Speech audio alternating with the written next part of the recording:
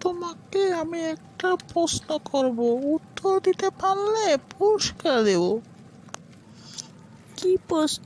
করো, প্রশ্নটা করো।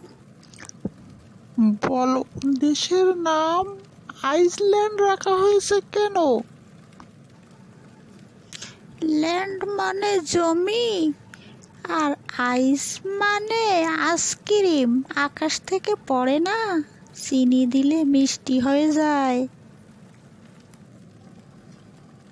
বলো, দেশের নাম কেন শ্রীলঙ্কা রাখা হয়েছে?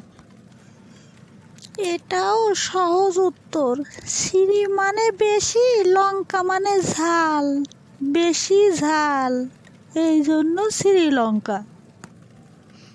তোমার উত্তর শুনে আমার মাথা ঘুরে গেছে।